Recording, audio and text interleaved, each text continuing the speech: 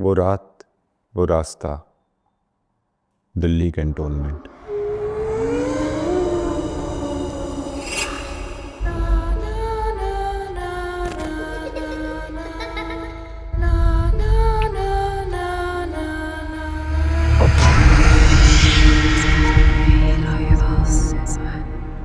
कुछ आवाज़ें वक्त के साथ खामोश नहीं होती, वो बस इंतज़ार करती हैं कि कोई उन्हें दोबारा सुन ले। मैं हूँ रामाकृष्ण दीक्षित और आज मैं आपको जो कहानी सुनाने जा रहा हूँ वो इंतज़ार कर रही है, सिर्फ आप।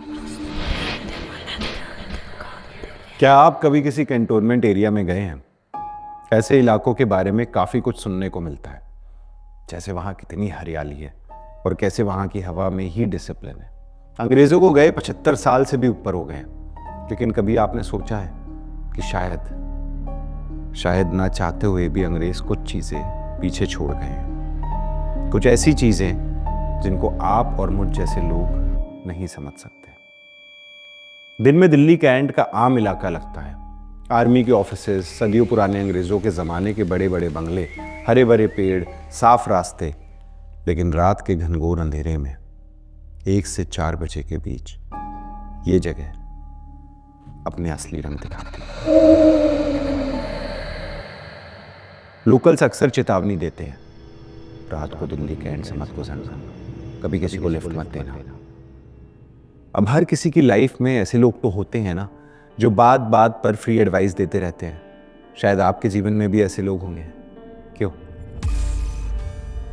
पर कभी आपने सोचा है क्या ये लोग सिर्फ फिजूल की चेतावनियां दे रहे हैं, या फिर उनकी बातों में झलक है कुछ अनकही अनहोनियों की? रही बात दिल्ली कैंट की, लोग अक्सर ऐसी बातें इसलिए करते हैं क्योंकि वहां कोई इंतजार कर रही है, सफेद साड़ी में लिफ्ट मांगती हुई। सोचिए, अगर आपके साथ ऐसा हुआ तो आप क्या करेंगे? क्या आप रुककर उस औरत को लिफ्ट देंगे या फिर बिना सोचे आगे बढ़ जाएंगे? आखिर अपनी जान से प्यारा क्या ही हो सकता है। लेकिन सोचिए, अगर आपके ना रुकने के बावजूद वो औरत सफेद साड़ी में आपके पीछे एक साये की तरह मंडरा रही है, तो आप क्या करेंगे? ये कहानी है विक्रम मल्होत्रा की। 27 साल का एक आईटी प्रोफेशनल जो गुड़गांव में एक बीपीओ में टेक्निकल सपोर्ट की नाइट शिफ्ट करता था। पढ़ा लिखा, स्मार्ट, मॉडर्न सोच वाला। ऐसे लड़के जो कहते हैं भूत प्रेत ये सब 21वीं सदी में कौन मानता है। पर शायद ही उन लोगों को पता है कि भूत प्रेतों को आपकी मान्यता या संदेह से कोई फर्क नहीं पड़ता। विक्रम रोजाना रात 2 बजे ऑफिस से निकलता, अपनी एक्टिवा पर घर की तरफ। वैसे तो वो धौला कुआं वाला लंबा रास्ता लेता था, लेकिन उस रात उसकी जिंदगी बदलने वाली थी। और भाई विक्रम, तेरी एक्टिवा ठीक हो गई? उसके दोस्त समीर ने पूछा। हाँ भाई, टेस्ट ड्राइव कर रहा हूँ, विक्रम बोला। सीधा घर जा रहा है ना? दिल्ली कैंट से मत गुजरियो। विक्रम हंसने लगा। फिर वही भूत वाली बातें। समीर सीरियस हो गया। भाई, पिछले महीने राहुल याद है? उसी रास्ते से गया था, पूरी रात गाड़ी घुमाता रहा। दारू पी होगी उसने।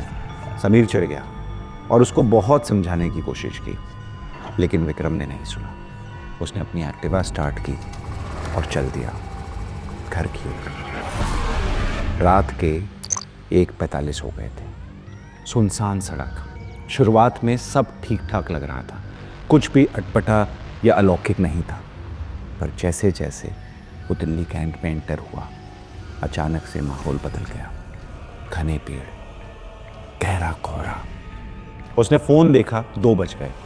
पर एक अजीब चीज थी, उसके नेटवर्क की सारी डंडियां गायब थी। और तभी धुंध में कुछ सफेद दिखा। सड़क के किनारे एक औरत सफेद साड़ी में।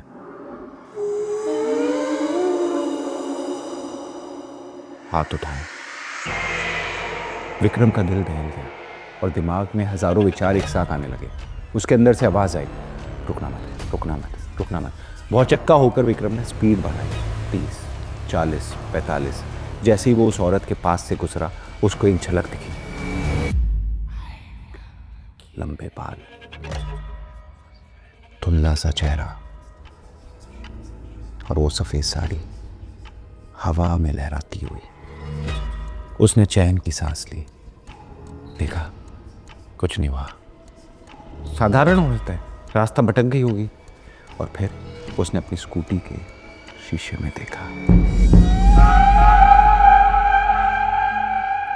वो औरत धीरे धीरे धीरे धीरे चल रही थी उसकी तरफ। ये मेरे पीछे क्यों आ रही है? विक्रम ने स्पीड और बढ़ाई। 50, 60।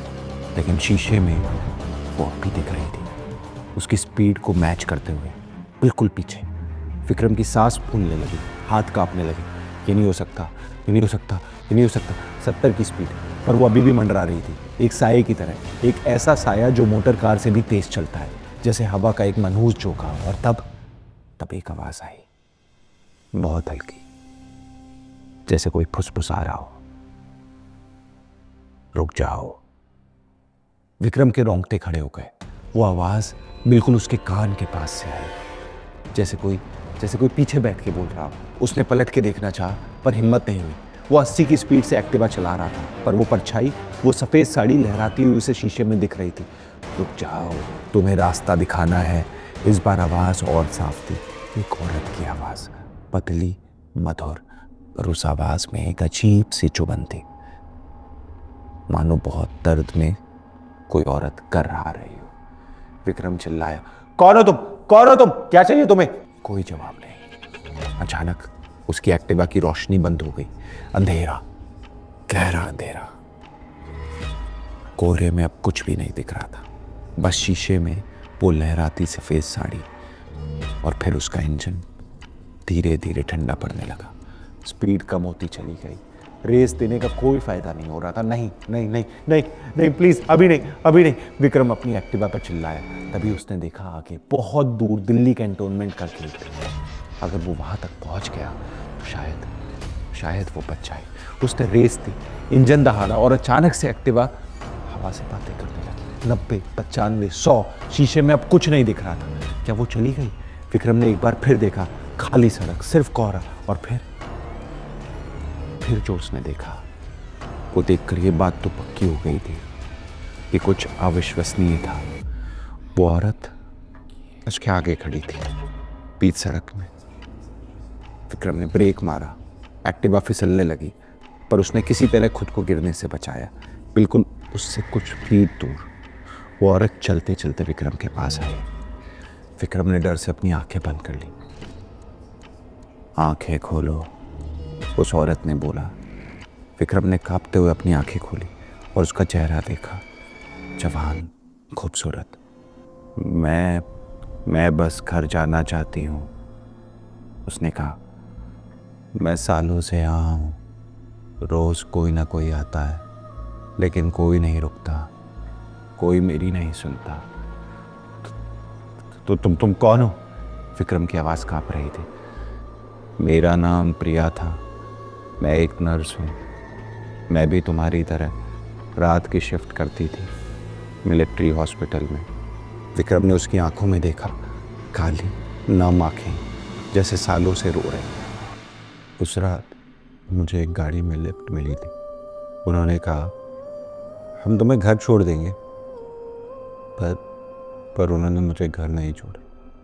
मेरे साथ बुरा भला किया, अधर्म किया और यहाँ उतार दिया इस जंगल के पास। मेरा शव कभी मिला नहीं और किसी ने ढूंढा भी नहीं। वो औरत रुआसी हो चुकी थी। मेरा घर सिर्फ 2 किलोमीटर आगे था, बस 2 किलोमीटर, पर मैं कभी नहीं पहुंची। विक्रम के आंखों में भी पानी आ गया। मुझे माफ कर दीजिए, मुझे नहीं पता था। कोई बात नहीं, उस औरत ने मुस्कुरा कर कहा। तुम रुके तो सही, अब तुम जाओ। कैंटोनमेंट का गेट आगे है, तुम पहुंच जाओगे, लेकिन किसी को बता देना मेरी कहानी, ताकि कोई मेरे शव को ढूंढ ले और मैं घर जा सकूं। तब तक मैं इंतजार कर रही हूं, और फिर धुंध में वो गायब हो गई। विक्रम कुछ देर वहीं बैठा रहा, इस बात की गहराई को समझते हुए, और फिर हिम्मत करके उसने स्कूटी ऑन करी और धीरे धीरे गेट की तरफ बढ़ा। 3 बज रहे थे। गेट क्रॉस करते ही उसने देखा उसकी स्कूटी की सीट पर एक पुराना फटा हुआ हॉस्पिटल आईडी कार्ड पड़ा था। उस पे फोटो थी एक जवान नर्स की, नाम प्रिया शर्मा, मिलिट्री हॉस्पिटल, 1984। अगले दिन विक्रम ने ऑफिस जाना छोड़ दिया। वो दोस्तों को, कलीग्स को, सबको बताने लगा, दिल्ली कैंट से रात में मत गुजरना प्लीज़, वो सच है, वो सब सच है, जो भी सुना है ना, वहाँ पे है, होता है कोई, वहाँ से मत जाना। कुछ लोग हंसे, अबे पागल हो गया ये। लेकिन जब भी कोई नया बंदा उसके पास आकर रौब से बोलता, अबे ये भूत वगैरह में विश्वास नहीं करता, तो विक्रम उनको बस वो आईडी कार्ड दिखाकर कहता, मैं भी नहीं करता था। आज भी दिल्ली कैंट की वो सड़क, आज भी 1 से 4 बजे के बीच घोर अंधेरे में कोई सफ़ेद साड़ी में वहाँ खड़ी होती है, हाथ उठाए, लिफ्ट मांगते हुए। लोकल्स कहते हैं वो अब भी इंतज़ार कर रही है अपने घर जाने का। उस 2 किलोमीटर का सफ़र पूरा करने का, पर शायद वो कभी नहीं पहुंच पाएगी, क्योंकि कुछ रास्ते कभी ख़त्म नहीं होते और कुछ इंतज़ार बहुत लंबे होते हैं। तो अगर कभी किसी रात आप दिल्ली कैंट से गुजर रहे हो और कोई आपसे लिफ्ट मांगे, तो याद रखना वो सिर्फ घर जाना चाहती है। ये कहानी तो यहीं समाप्त होती है, पर ऐसी और कहानियां सुनने के लिए सब्सक्राइब करिए हमारे चैनल को।